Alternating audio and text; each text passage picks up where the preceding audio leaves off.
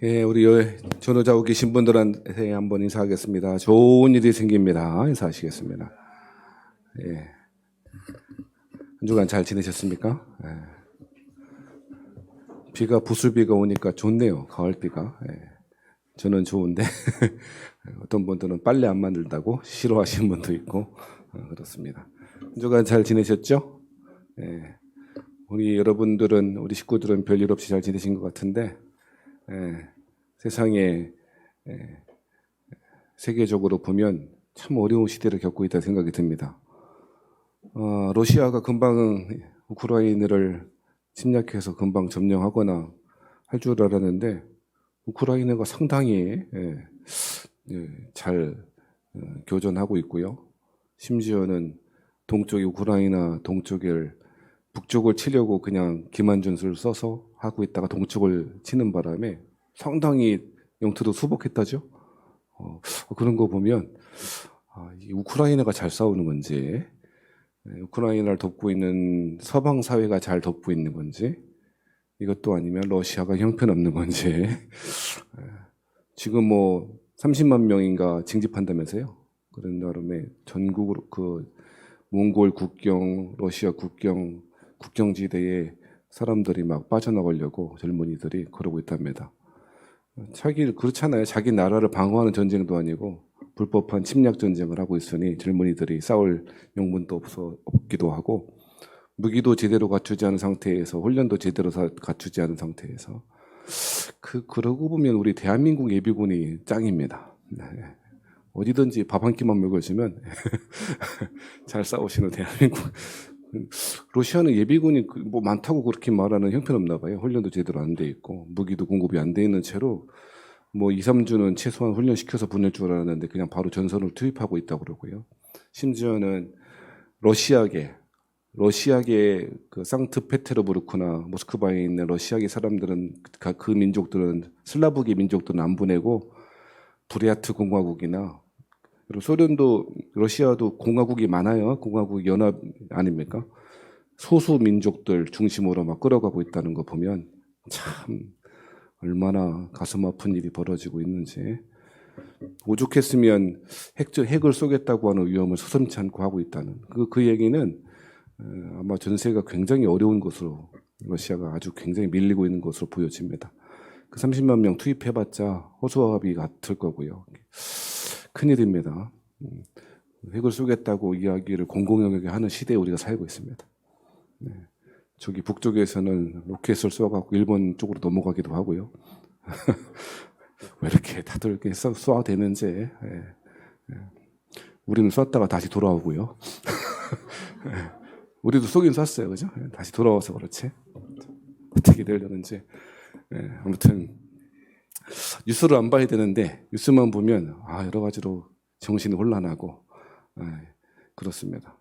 세상이 어지러워지고 근데 생각해 보면 우리 2차 세계대전 이후로 전쟁이 이렇게 장기간의 뭐 국지전은 있었습니다만 45년 이후로 이렇게 수십 년 동안 전 세계에 전쟁이 없고 평화로운 때도 없었습니다. 사실은 계속 전쟁이 있어 왔고 우리 여러분 해방 이후 태어나신 분이 대부분일 텐데 해방 전에 태어나신 분 안 계시죠? 다 해방 이후에 태어나신 것 같은데 그 이후에 전쟁을 못 겪어서 그렇지 사실은 몇십 년 동안 전 세계에 전쟁이 없었던 때는 없었고요. 근데 이러한 전쟁 여파가 꽤 오래 갈 것으로 글로벌화되었기 때문에 예전에는 지구별로 세계가 그렇게 나누어져 있기 때문에 큰 영향이 없었습니다만 지금 꽤 큰 영향이 닥쳐오고 있지 않습니까? 당장 유럽은 거의 아주 춥게 지내야 될 판이고요. 우리나라도 우크라이나가 곡물 생산지 1위 유럽의 빵 공장이라고 할 만큼 곡물이 많이 나는데 그 곡물들이 영향이 많이 있게 되고요.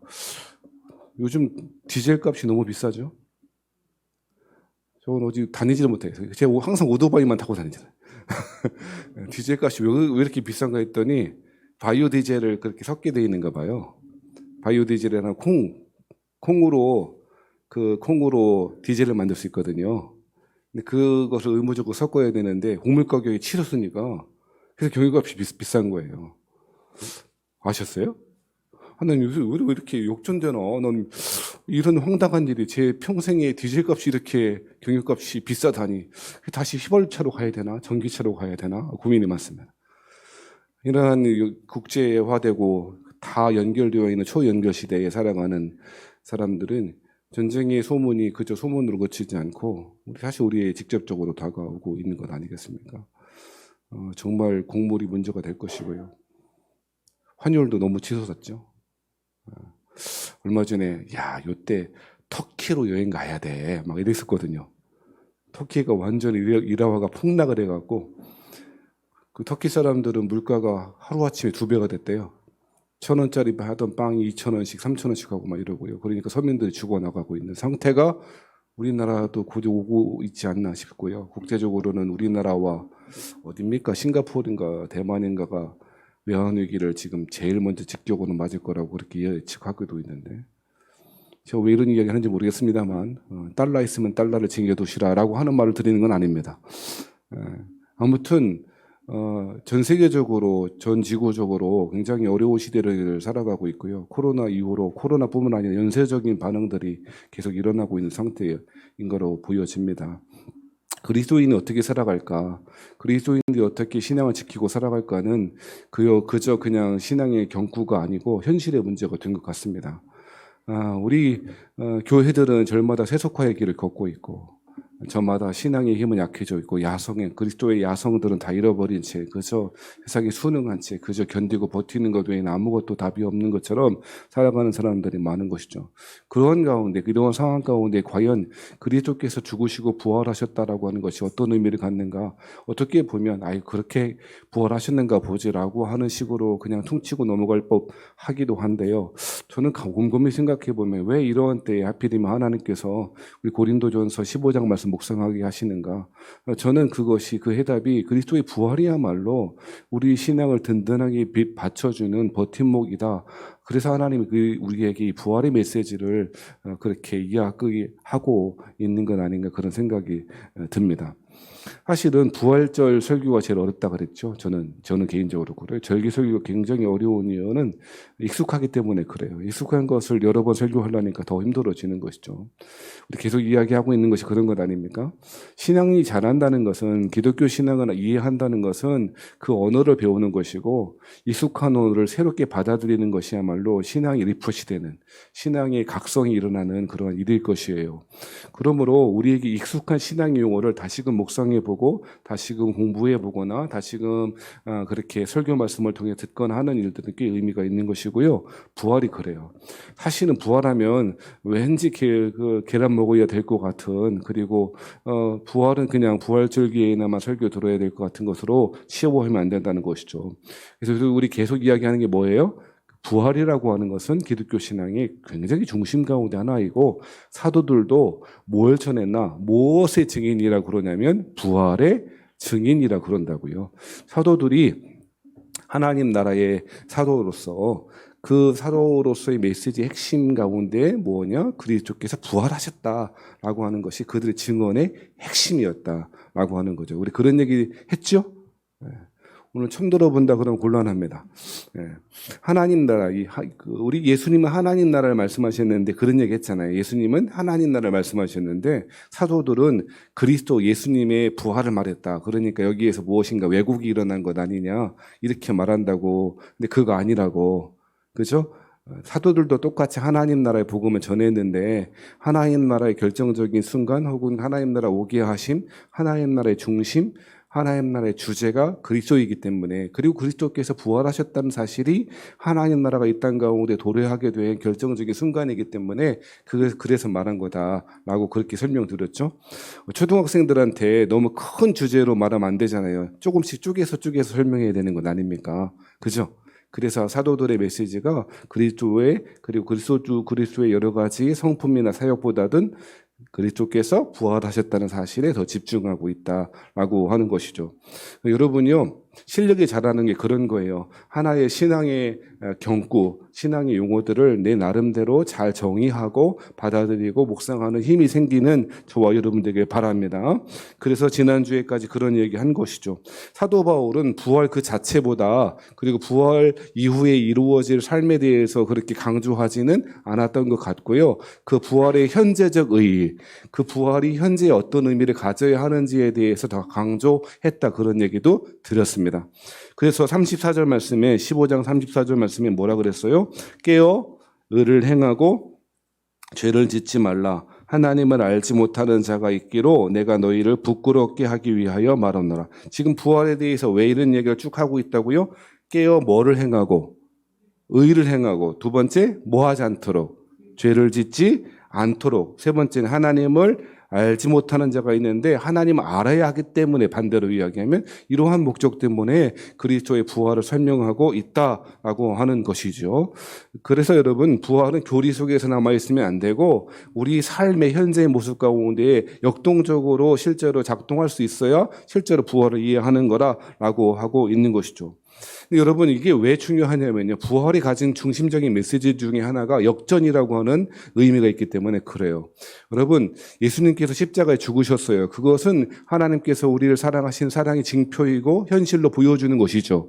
그렇잖아요. 그런데 여러분 누구는 열받나? 이렇게 말하면 좀 죄송합니다만 누구는 열받을 것 같으면 제가 만약에 예수님이라면요. 저는 열받을 것 같아요. 아씨 내가 뭐. 내가 왜? 오해하지 마세요. 예수님이 절대 그렇게 했다는 게 아니고 제가 왜 이 이야기를 듣느냐면요. 예수님의 십자가의 죽으심에서 그치는 게 아니고 뭐로 이어지냐면 부활하심이 항상 하나로 연결되어 있기 때문에 이게 중요하다는 거예요. 죽으심은 우리를 향한 하나님의 사랑의 표시이고요. 그런데 그러면 불공정하죠. 불공평하잖아요. 그렇잖아요. 아니 죄 있는 사람이 죽어야지 죄 없는 사람이 죽은 게 공평해요? 불공평해요?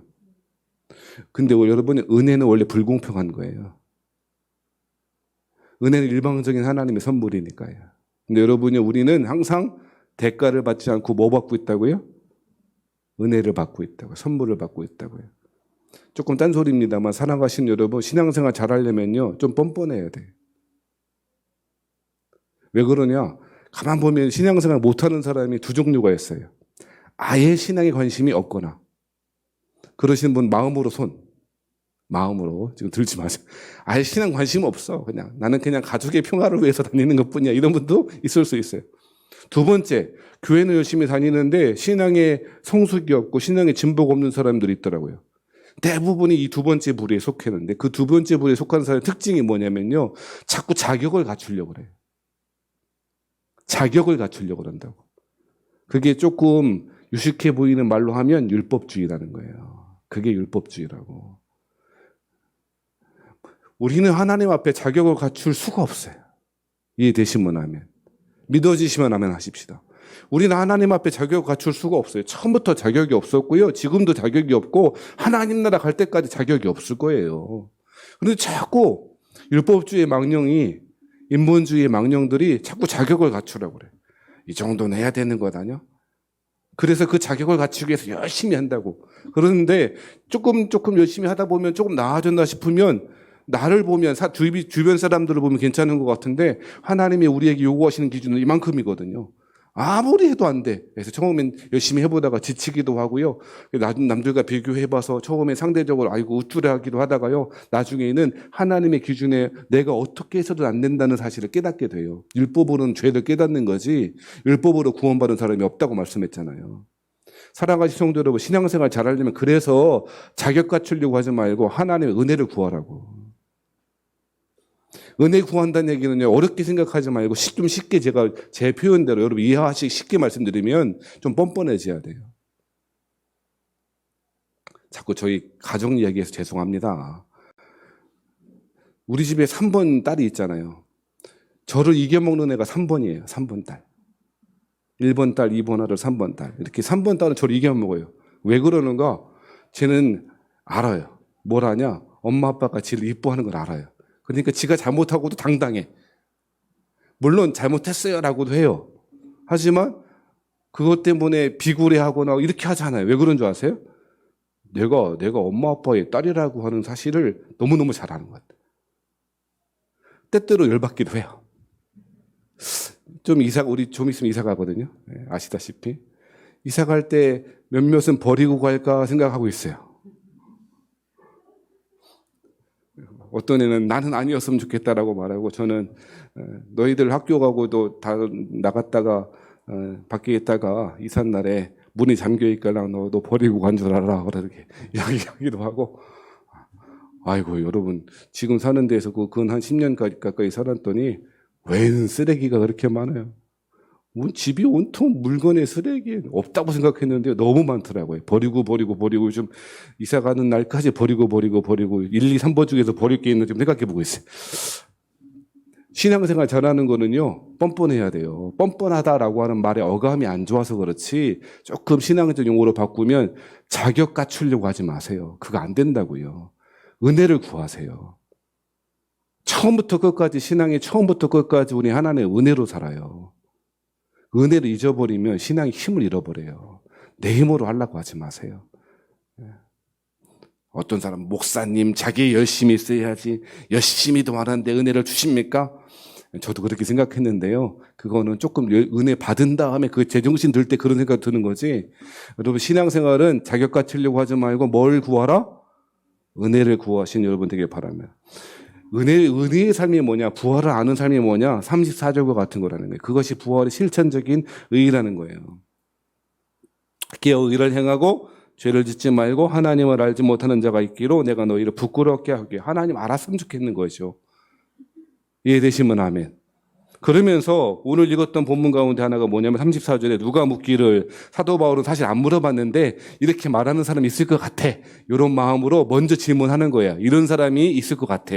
어떤 사람이요? 누가 묻기를 죽은 자들이 어떻게 다시 살아나며 어떠한 몸으로 오느냐라고 했다는 거예요. 아니, 부활이 어떻게 믿어집니까? 우리는 부활을 들어보고 부활이 신앙이 가지고 부활이 믿어지니까 믿어지는 거지. 어떻게 그게 가능합니까? 그 세상 사람들 그랬을 거 아닙니까? 아니, 어떻게 죽은 자들이 어떻게 다시 살아나냐? 좀비냐? 요즘은 죽은 자들이 살아난다 그러면 우리 학생들, 어린아이들 좀비인가 보다 뭐 그럴지 몰라요. 부산행. 아이고, 세상에 외국 사람들이 부산행을 그렇게 좋아한답니다. 감동했대. 그 좀비 영화를 보고 막 눈물 흘리는 거 보면 되게 이상해, 나는. 이러는데 감동했다는 거 보면 되게 이상하더라고요. 아무튼 우리 K 좀비가 아주 인기가 많은가 봐요. 근데 새 좀비가 어디 있습니까? 여러분요, 죽은 자들이 부활한다는 사실은 이상한 거라고요. 우리는 충격이 아니에요. 그게 예수님께 부활하셨다라고 하는 충격이 전혀 아니야. 너무 익숙해. 근데 사실 여러분, 예수님께 부활하셨다고 하는 것은 충격이거든요. 사기꾼이거나 정말 그러셨다면 이 부활에 목숨을 걸 수 있을 만한 쇼킹한 사건이라고, 이벤트라고요. 그러니까 어떤 사람들이 어떻게 죽은 자들이 살아나? 어떠한 몸으로 오냐 그러면 죽은 자들이 좀비냐? 이런 식으로 물어봤다는 거잖아요. 사도 바울의 대답이 무엇입니까? 36절부터 쭉 나오는 대답은 한 가지입니다. 쉽게 제가 설명드리면 다 읽을 수 없으니까, 어리석은 자여, 네가 뿌리는 씨가 죽지 않으면 살아나지 못하겠고 네가 뿌리는 것을 장래의 형체를 뿌리는 것이 아니요 다만 밀이나 다른 것의 알맹이 뿐이로 돼. 무슨 말이냐면요, 여러분, 씨가 있지 않습니까? 씨를 보면은 살아날 것 같아요. 딱딱해서 먹어봤자 이가 치아가 상할 정도로 딱딱해서 생명이 없는 것 같아요. 당연히 생명 없는 것 같잖아요. 여러분, 옥수수는 쪄 먹어야지 맛있지. 옥수수, 그 말린 옥수수, 종자하려고 그 말린 옥수수 한번 씹어본 적 있어요? 그걸 또 안 씹어봤어요? 왜냐면 한 번씩 씹어봤을 것 같은데. 씹어보면요, 치아가 상할 정도로 딱딱하다고요. 그렇잖아요. 종자가 대부분 그렇잖아요. 근데 그 종자를 심으면 어떻게 돼요? 감자가 싹이 나고 잎이 나고 그 다음은 안 할래요. 그렇잖아요. 근데 여러분요, 씨앗이라고 하는 것은 겉으로 보기에 살았는지 죽었는지 잘 모르겠지만 땅에 떨어져 심기어주면, 사도 바울의 표현대로 하면 땅에 떨어져 죽으면, 그죠? 씨앗의 형태는 없어지는 거죠. 하지만 뭘로? 다른 열매로 태어나는 것 아니냐라고 하는 이 단순한 비유를 가지고 부활을 설명하는 거죠. 어떤 사람들은 뭐 이 비유가 실체적으로 맞냐 틀리냐 그거 따지지 말고, 원리적으로 그렇다는 거예요. 씨앗의 입장에 보면 생명도 없고 아무것도 없고 딱딱하다는, 예전에 그런 것도 있었답니다. 이집트 시대에, 파라오 시대의 씨앗이 아마 그 건조한 지역이니까 그 토기나 이런 것에 담겨져 있다가 발견된다, 몇 개. 근데 그것이 그 몇천 년 된 씨앗을 심었더니 실제로 싹이 났다는 거지. 그러고 보면 종자장사를 해야 되는가 보다. 그렇게 하지 말고요. 씨앗은 땅에 떨어지는 것, 죽음의 그 삶을 통하여, 죽음의 행동을 통하여 새롭게 태어난다는 것 아니냐. 씨앗은 겉으로 볼 땐 전혀 다른 모습으로, 그리고 전혀 새로운 모습으로 태어나는 거예요. 근데 옥수수 씨앗하고 보리 씨앗하고 보리하고 같아요, 틀려요? 같기도 하고 틀리기도 하고.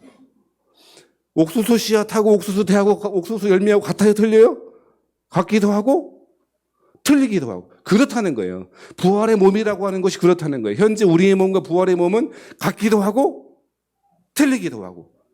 신학적으로 말하면 연속성도 있고 불연속성도 있다는 거죠. 그것이 사도 바울의 설명이라는 거예요. 그러니까 우리가 어떤 모습으로 변화되는지는 예측하기 어려워요. 예측하기 어려워. 실제로 부활의 몸으로. 우리 주님, 우리 하나님 나라에 입성하게 될 때 어떤 모습으로 변화될지 모른다고요. 어떤 분들은 나는 키가 좀 컸으면 좋겠다, 부활할 때. 어떤 분들은 좀 슬림해졌으면 좋겠다. 평생에 어떤 분들은 좀 나는 얼굴이 현빈이었으면 좋겠다. 모르고 쌤 기도해 보세요. 하나님의 현빈이 아니고 한빈으로 바꿀 수도 있으니까. 하지만 부활의 몸이 씨가 씨에서, 죽어 보이는 그 씨에서 새로운 생명이 태어나듯이 연속적인 면도 있고 불연속적인 면이 있어서 새롭게 태어나는 건 아니에요. 이 단순한 원리가 있는데 왜 모르냐는 거예요. 사도 바울이 지금 이러한 씨앗의 비유를 통하여 그리스도께서 부활하셨듯이 신자들도 부활이 어떤 모습으로 변화될지에 대해 설명하고 있다는 것입니다. 그래서 42절, 43절에는 이렇게도 설명하는 거죠. 죽은 자의 부활도 그와 같으니 썩을 것으로 심고 썩지 아니할 것으로 다시 살아나며. 여기서 썩을 것이 무엇입니까? 우리의 몸이죠. 우리의 몸은 썩을 거예요. 그렇잖아요. 썩을 것이지만 어떤 몸으로? 썩지 아니할 영광스러운 몸으로 부활하게 될 거라고 이야기하고 있고요. 43절에는 욕된 것으로 심고 영광스러운 것으로 다시 살아나며 약한 것으로 심고 강한 것으로 다시 살아나며. 그 방향은 분명하다는 거예요. 썩을 것이 썩지 않을 것으로, 그렇죠? 욕된 것이 영광스러운 것으로, 약한 것이 강한 것으로, 죄의 몸, 한계를 가지고 있는 육신의 몸이 부정적인 것에서 긍정적인 방향으로 완전히 탈바꿈하게 될 거라고 하는 사도 바울은 그 방향만을 제시하고 있는 거죠. 신앙이 원래 그래요. 신앙은 데스티네이션, 목적을 말하지 않아요. 목적지를 보여주고 가라고 하지 않는다고요. 항상 뭐만 말해주냐면 하나님께서는 우리에게 방향만 말씀하세요. 근데 여러분, 아멘 안 하는 이유가 있어요. 장소와 궁극적인 목적지를 말해주는 종교는요, 사이비 이단이거나요, 점 보시는 분들에. 이렇게 뜨고, 뭐가 될 거야, 이런 식으로. 기독교 신앙 그렇지 않아요. 우리가 믿는 기독교 신앙은 이렇게 될 거야 라고 하는 궁극적인 소망에 대해 말하긴 하지만 우리의 신앙 여정 가운데 이렇게 되고 이렇게 되고 이렇게 될 거야 라고 하지 않습니다. 여러분이 저한테 물어봐봐야 안 가르쳐줘. 모르니까. 하지만 하나님께서 우리에게 주시는 것은 무엇이냐면 정착, 마지막, 최종적인 어떤 그런 것이 아니고 이렇게 될 거야, 저렇게 될 거야 라고 하는 것이 아니고요. 방향을 가르쳐줄 거예요. 이해되시면 안 무슨 얘기인지. 오늘 부활에 대해 설명하면서 부활하면 이런 몸으로 바뀔 거야. 남자든 최소한 190은 될 거야. 네덜란드 사람이 그렇게 크답니다. 유럽 사람들 중에서 네덜란드 사람이 제일 크대요. 실제적으로 평균 180, 190이 넘어간대. 그러니까 우리 세정이는 잘 네덜란드 쪽으로 돌아봐야 돼. 세정이가 크니까. 한국 사람들은 커봐야 그냥 막. 부활하면 나는 최소한 190은 될라나? 되게 예뻐질라나? 그게 아니라고. 아니, 미의 기준은 크기, 키의 기준 다 다른 거야. 그게 아니에요. 그런 정도의 차원이 아니고, 14, 13절 말씀에 욕된 것은 영광스러운 것으로. 약한 것은 강한 것으로, 썩어질 것은 썩지 아니할 것으로, 우리 부정적인, 다 앞에 있는 것도 부정적인 것이잖아. 그 부정적인 것이 다 극복되어지고 새롭게 되어 긍정적인 방향으로 영광스러운 모습으로 변화될 거라고 하는 사실을 사도 바울이 설명하고 있는 것이죠. 그 몸이 뭐냐? 44절에는 육의 몸으로 심고 어떠한 몸으로? 신령한 몸으로 다시 살아나. 앞서 말씀드렸던 42절과 43절의 그런 것들을 그 부활의 몸, 부활의 영광의 상태는 신령한 몸이라고 말하는 거예요. 근데 여러분, 신령한 몸 그러면 왠지 어감 이상하잖아요. 왠지 저 지팡이나 이런 거 하나 짚고 있어야 될 것 같고. 그렇잖아요.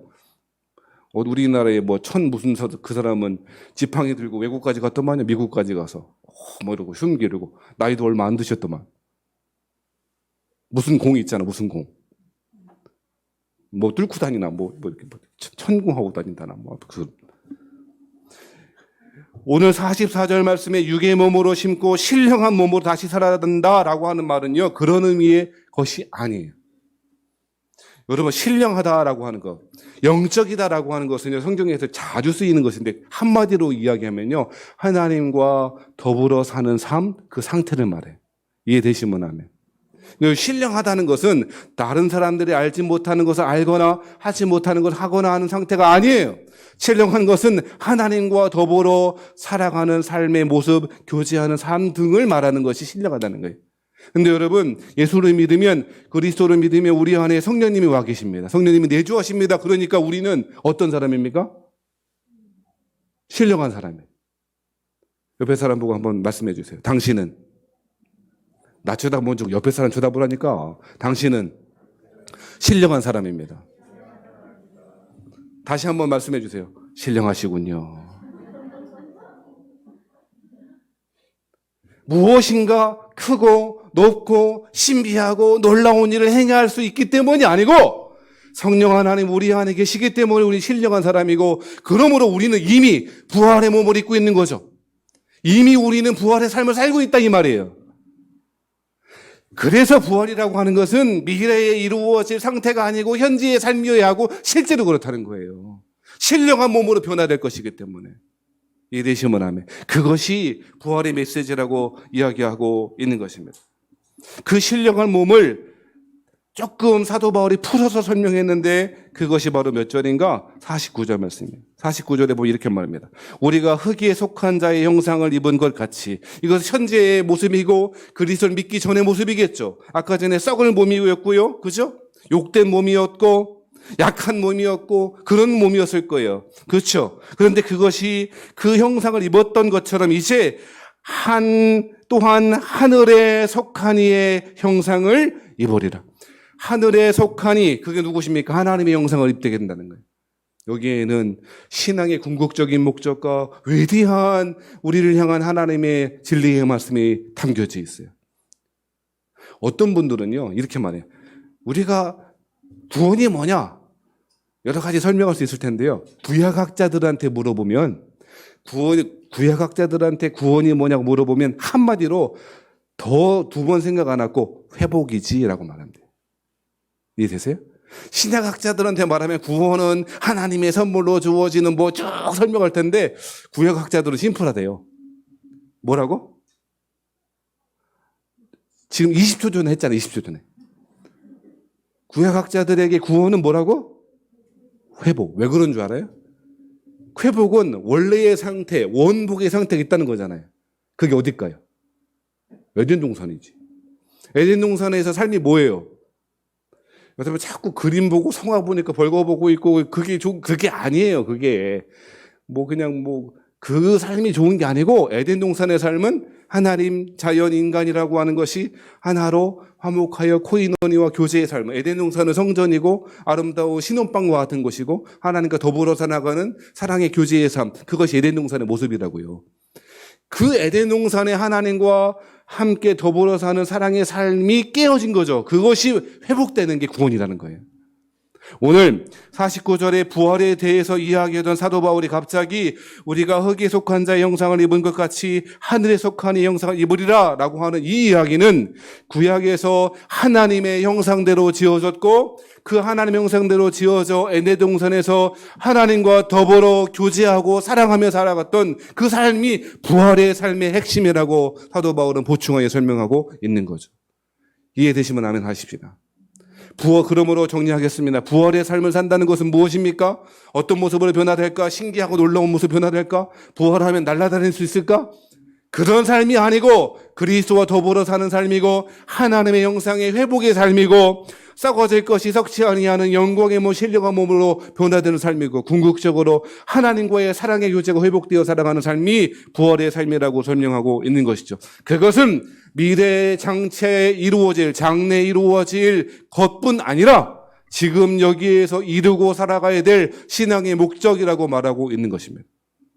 결론은 똑같아요. 사랑하신 성도 여러분, 사랑하는 우리 세운학교에 속한 성도 여러분, 하나님 사랑하고 우리 형제를 자매를 사랑하고 살아가십시다. 그게 부활의 삶이라는 거예요. 이 사랑의 삶을 구호가 아니고 명제가 아니고 실제로 그렇게 살아가시고 또 애쓰시고 살아가시는 저와 여러분 되시기를 주의 이름으로 축복합니다. 신령한 여러분 다 신령하시잖아요. 사랑하고 사십시다. 죽어지고 사십시다. 제가 할 말이 있지만 아무튼 근데 제가 설교 쭉 준비하다가 어제 토요일 저녁 때 한 사건이 있었어요. 죽는 게 이렇게 어렵구나 생각이 들었습니다. 이렇게 교회에서 뭐 음식 같은 거 갖다 놓고서 이제 퇴근하려고 차들을 쭉 뺐는데 조금 빨리 후진을 했는가 보죠. 그런데 뒤에서 어떤 사람이 빵 하고 그러는 거예요. 아마 뒤에 그 오토바이가 있었는가 봐요. 그러니까 저녁이고 그래서 잘 안 보이고 후진하다가 잘 안 보여서 거의 부딪힐 뻔했는데 부딪히지 않았고 빵 하더니 그런가 보다 죄송합니다. 우리 집사람도 죄송합니다. 저도 죄송합니다. 미안합니다. 그랬는데요. 그 빵 그러더니 옆으로 오더니 뭐 그냥 뭐라고 말하고 하더니 뭐 육두문자를 막 쏘더라고요.